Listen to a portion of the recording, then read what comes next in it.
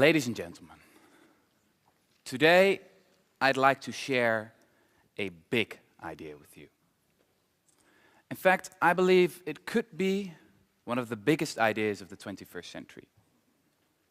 It's an idea that could unite politicians from the left to the right in fixing our broken social security system.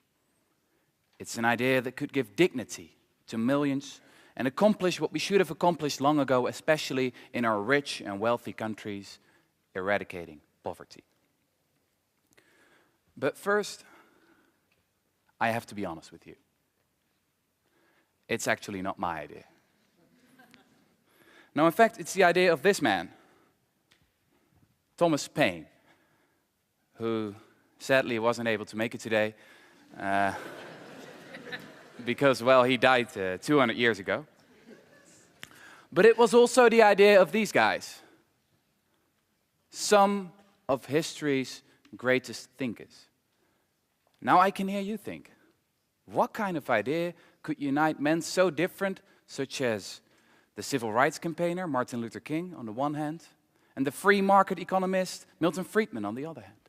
What kind of idea could unite thinkers so different, such as Thomas Paine, who thought that the government is the solution to most of our problems, and on the other hand, Friedrich von Hayek, the Austrian economist, who said that, well, the government is in fact the problem most of the time. What is this idea that goes against the spirit of our times, right through the old political divisions between the left and the right? What is this great idea, this utopian idea that so many of history's greatest thinkers have been dreaming about for centuries, yet which has failed to come true so far? Well, some people call it the citizen's dividend.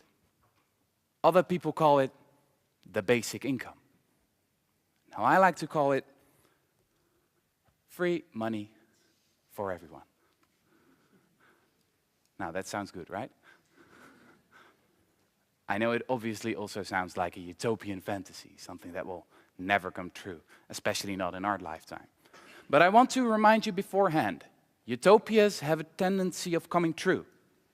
Just think of how the end of slavery, equal rights for men and women, and democracy, they were all regarded as impossible ideals once. But in history, there is something called progress. So let's start with a simple, basic question. What is the basic income? Well, it is a monthly grant, enough to pay for your basic needs, food, shelter, education, that's it.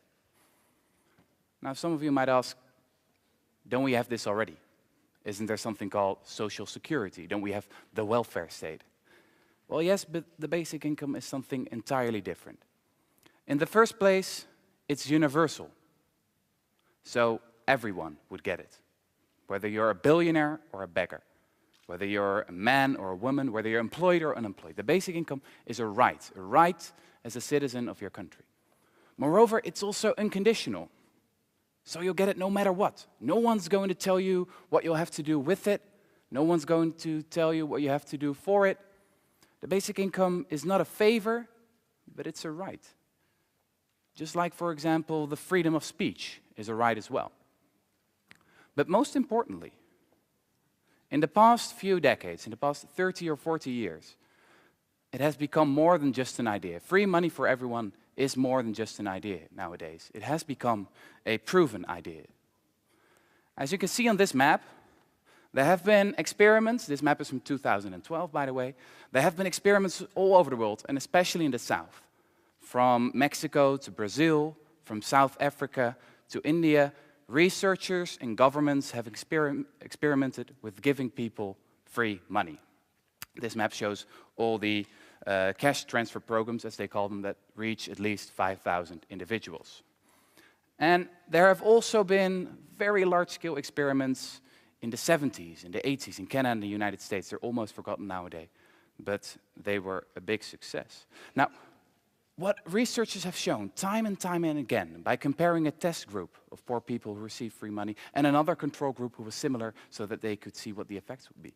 Time and time again, they have shown that free money results in, well, lower inequality, lower poverty, obviously, but it also results in less infant mortality, lower healthcare costs, lower crime rates, better school completion records, less truancy, higher economic growth, better emancipation rates, and all kinds of other positive social outcomes. Time and time again, researchers have shown that free money may be the most efficient, the cheapest, and the most civilized way to combat poverty. Now, I'm not going to be able to summarize all the experiments that have been done, of course. So I want to tell you about just one experiment that was done a few years ago in the city of London. Now, this was an experiment with some homeless men. To be exact, 13 homeless men that lived on the streets of London. They were street veterans.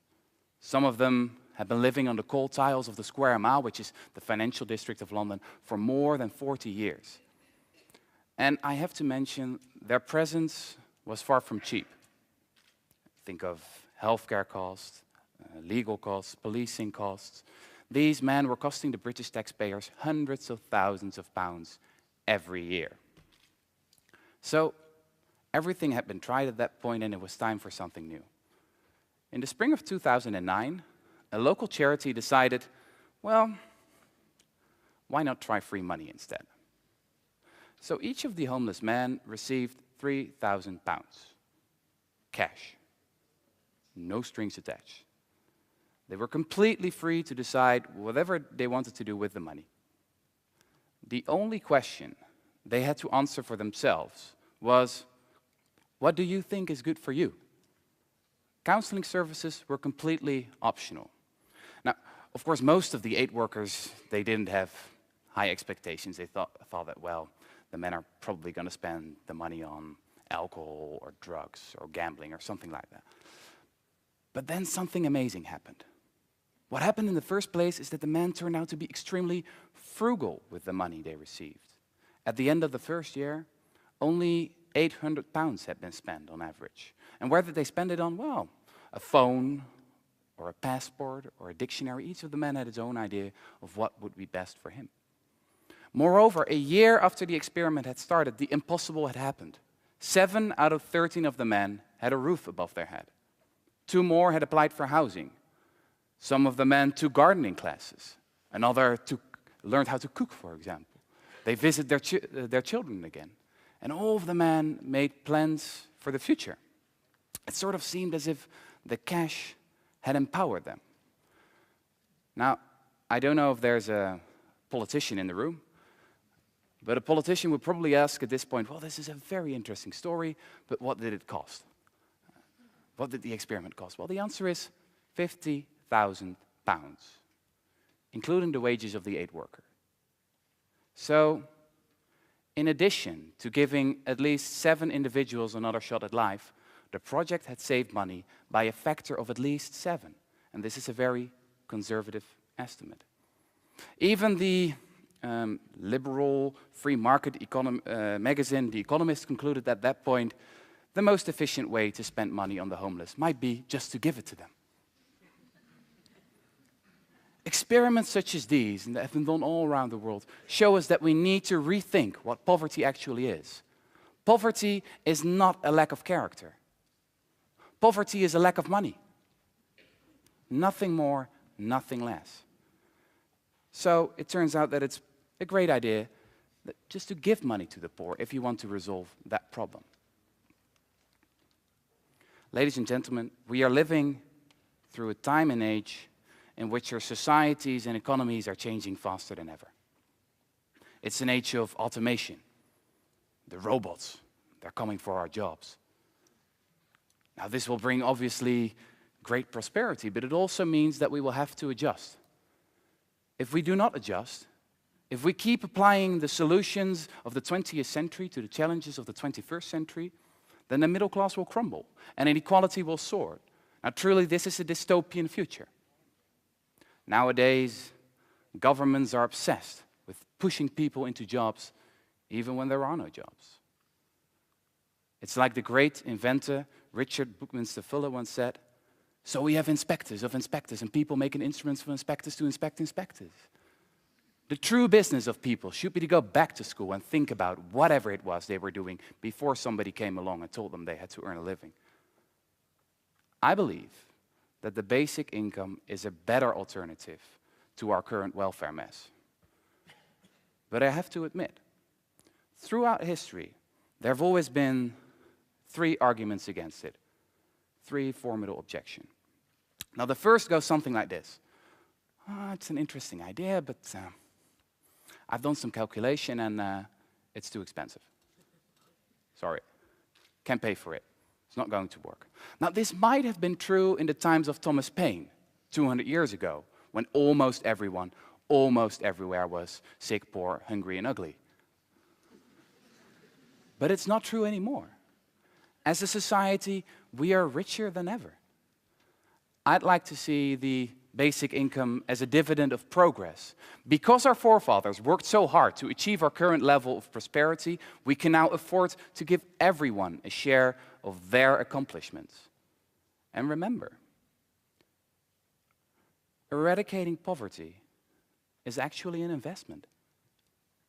There's one economist who calculated that it would cost about $175 billion to eradicate poverty in the United States. Now, that's quite a lot of money, right? $175 billion each year. But it's only a quarter of the country's military budget. So this is entirely possible. It's entirely doable. And after 10 or maybe 20 years, it will turn out that the investment has paid for itself, because the government will save billions in lower healthcare costs, there will be less crime, and there will be lots of more productive citizens who will be able to fulfill their dreams. So let's move on to the second objection. Maybe that one's better. The second objection goes like this. This is an interesting idea. We might be able to pay for it, but when you give people free money, they'll stop working. You know, it's human nature. People are lazy. Nothing can be done about that. The interesting thing here is that if I would ask each and one of you in this room, would you stop working when I'll give you, about 1,000 euros each month? About 99% of you would say, no, of course not. I've got dreams, I've got ambitions. I'm not going to sit on the couch, no. But if I would ask each and every one of you, what will other people do when they'll receive 1,000 euros each month? I think about 99% of you would say, yeah, other people. Yeah, they'll probably stop working. It's human nature, they're lazy. Well, if that's what you're thinking, I've got some news for you. The experiments that were conducted all over the world, and also common sense, actually tells us that most people want to contribute to society. Most people want to make something of their lives. In fact, some of the experiments have shown that poor people, especially poor people, actually work more when you give them a free grant, because it gives them the opportunity to invest in their lives or in their business, for example. The third objection, ladies and gentlemen, might be the most difficult to overcome. I hear people sometimes say, well, this is a great idea. We might be able to pay for it, and I won't stop working, and maybe they want to. But this is too big. Politicians nowadays, they're too busy with themselves, and it's never going to happen. They're short-sighted. This is just a too big idea. I don't think it's going to happen. Well, if that's what you're thinking, I want to introduce you to this man. You know him, right? This is Richard Nixon, the conservative president, the corrupt president, actually, from the Watergate scandal. Yes, it was this man who almost implemented a modest basic income at the beginning of the 70s in the United States. It almost happened. Actually, his proposal got through the House of Representatives, and it hit the Senate floor, where doubts returned because some of the more progressive senators said, well, this is a great idea, but we want a larger basic income, so we're going to reject this proposal. And, well, we never heard it from again. It's an almost forgotten episode in the history of the United States. But it shows us that, of course, it's possible. Remember, once again, utopias have a tendency of coming true. The end of slavery, equal rights for men and women, democracy, they were all regarded as impossible utopian ideals once. But in history, there is something called progress, however slow and erratic it might be. All we need is a little more patience sometimes.